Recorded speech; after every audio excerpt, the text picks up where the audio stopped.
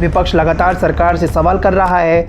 सवाल उस कवच को लेकर है जिसके जरिए रेलवे जीरो एक्सीडेंट के लक्ष्य को हासिल करना चाहता है। रूट पर भारत के इतिहास की भीषण रेल दुर्घटना हुई है, उस पर कवच नहीं है। क्यों नहीं है, इसे समझना जरूरी है। 70,000 किलोमीटर के रेल नेटवर्क को कवच के तहत लाने में 1 लाख करोड़ का खर्चा बताया जाता है।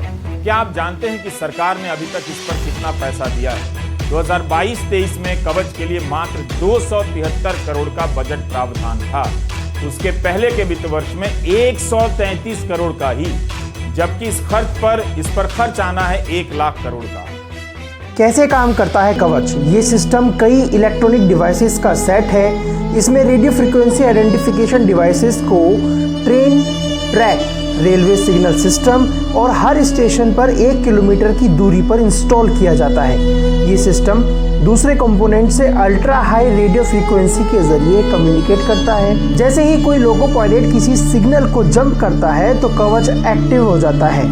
इसके बाद सिस्टम लोको पायलट को अलर्ट करता है और फिर ट्रेन के ब्रेक्स का कंट्रोल हासिल कर लेता है। जैसे ही सिस्टम को पता चलता है कि ट्रैक पर दूसरी ट्रेन आ रही है तो वो पहली ट्रेन के मूवमेंट को रोक देता है। सिस्टम लगातार ट्रेन की मूवमेंट को मॉनिटर करता रहता है और इसके सिग्नल भेजता रहता है।